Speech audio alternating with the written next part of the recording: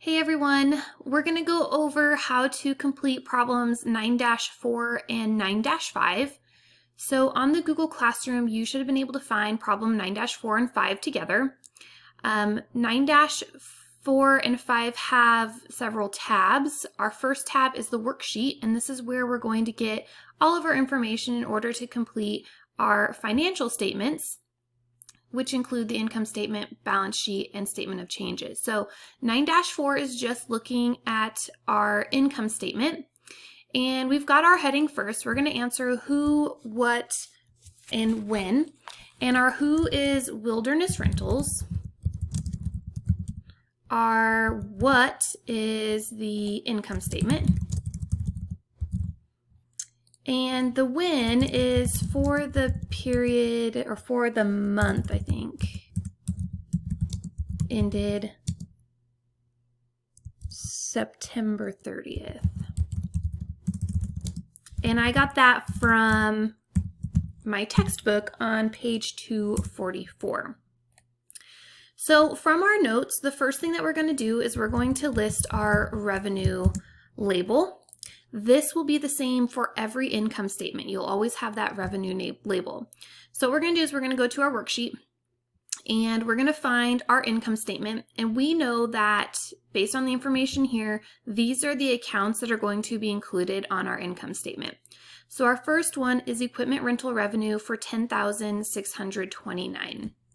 So we're going to space over, do our little tab, equipment rental revenue.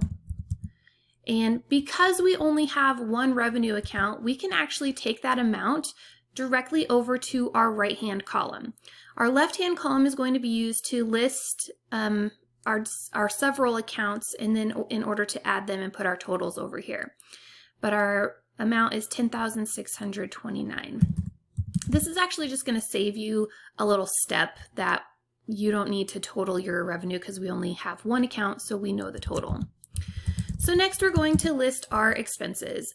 And don't forget, guys, that you are able to copy and paste, save yourself some time, work smarter, not harder. I'm not really worried about the color of the font. I just do that so I can see where your work happened. But for all of these, all of your work is going to be shown here because they were blank when we started. I am going to go ahead and tab those over, and I'm going to tab, I'm not going to tab, I'm just going to do to the left here, total expenses. And then we need to put our amounts on here. So again, I'm going to copy and paste. And we're going to add all these together. Remember, we have to really watch our rulings. So our first ruling is going to be a thick bottom border. And remember, that single ruling just means that we're going to add or subtract something. And we're going to add all these together to get our total expenses. I'm going to use my sum option again, equals sum, open parentheses, and then highlight and close. That way, if for some whatever reason I had an error, it would calculate it for us. But that is a quick way to do some math there. Now we need to calculate our net income or our net loss. And so we're going to do a single ruling. And we're going to take our total revenue minus our total expenses. And we have a positive number here. So this is going to be our net income. If for some reason we had a negative number, it would be net loss. And you guys would be able to see that on our worksheet. And this is kind of a good checkpoint here. Our worksheet shows the same net income. So once we have that equals, we can do a double underline for our bottom border there. And that's the income statement, okay? So what we do need is we need our net income amount for our statement of changes in owner's equity. So let's go over to 9-5, same page in the textbook, page 244, and we're going to answer who, what, and when. And this is the same. Wilderness Rentals. This is the statement of changes in owner's equity.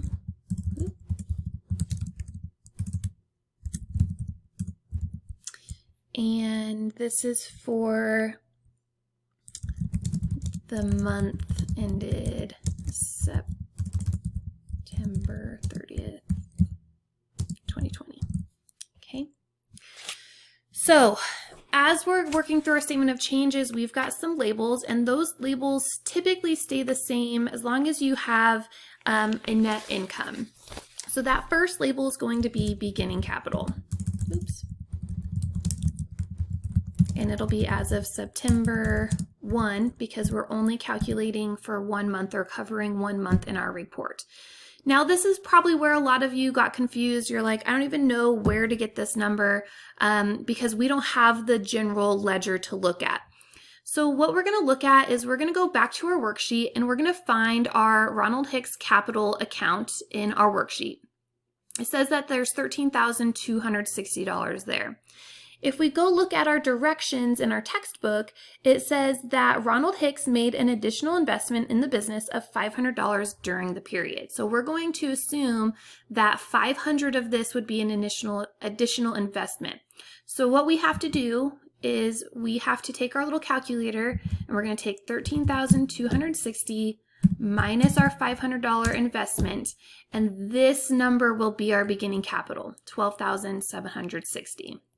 So I'm going to go back here and we're going to plug that in there. Next, we have our label, which is add, and we're going to add our investments by owner. And you're probably like, why are we separating this out? Well, this just gives us some information as to what our owner did throughout the period here. And we know from our instructions that he invested $500. And we also know that we have a net income.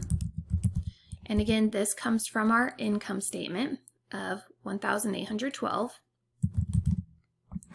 And we're going to add those two together to get a total increase in capital. So anytime we add or do any sort of math, we're going to do a single solid line. Let's do the thicker one. And our total increase is going to go over here. Now what we're going to do is we're just going to add these two together. So again, we can do our sum, highlight, close parentheses, and our total increase in capital in September was $2,312 because our business made money and our owner invested. Okay. Our next label is a subtotal. And because this said add right here, we're going to add those. We're going to take our beginning capital plus our total increase. So we can do another formula, total capital plus total increase. And we have $15,072. Next, we have to take out our withdrawals by owner. And this comes from our worksheet from the withdrawals section. So we know that he withdrew $700. So we're just going to plug 700 in there. And that's going to help us calculate our ending capital as of September 30th. And we don't necessarily have to put the year. Okay, but we're going to do some math here. Oop, my little underline didn't stick right there. Okay, we're going to do some math here, and we're going to take our subtotal minus our withdrawals. So again, I'm going to do my formula here.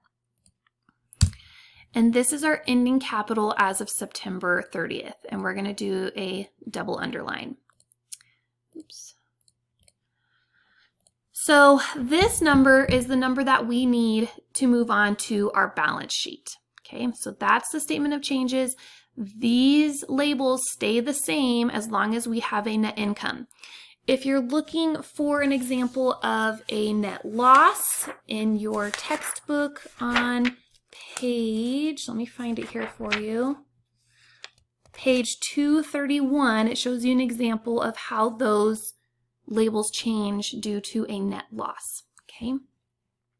All right, so let's go to our balance sheet, answering who, what, when. This is our balance sheet. Now the balance sheet is for a specific day. So we're going to do September 30, 2020. Okay. And again, from our notes, you'll be able to find what those labels look like. But this first one, we're just going to list all of our assets, and we're going to center that in our little text box here. Now again, Work smarter, not harder. Let's go back to our worksheet because we did our balance sheet together here. So we've got cash and bank, accounts receivable, office supplies, office equipment, and camping equipment. Let's copy those and paste them here. Okay. Now we need our amounts as well.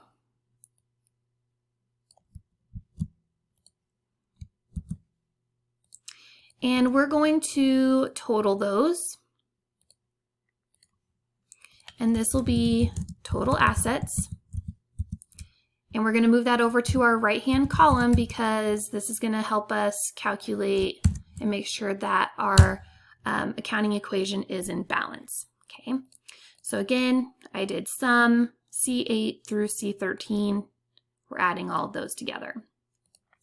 Our next label is liabilities, and this needs to be centered. And again, we're going to go back to our worksheet.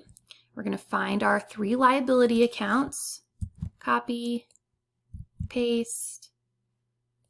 We're going to find our amounts here, copy, paste, and we're going to total our liabilities. Okay, so equals sum, highlight. So we've got 4,327 in total liabilities. Okay. All right, next we're going to move on to our owner's equity, and that needs to be centered as well. And this one's pretty straightforward. This one, we're just going to do Ronald Hicks capital. What's super important here, though, is that we take it from our statement of changes. We have to use that 14,372. And we're just going to plug that in there. Oh, 14,372. And then we're going to total our liabilities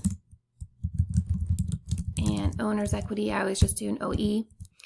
And we're going to do a solid line. And I'm going to do my formula again, equals our liabilities plus our capital, which is our updated capital from our statement of changes, and we get 18,699. This matches our total assets because that is our accounting equation, assets equal liabilities plus owner's equity. So then we can put our double underline for both of those. Okay, and that is our balance sheet. Once you have that, we are all the way done.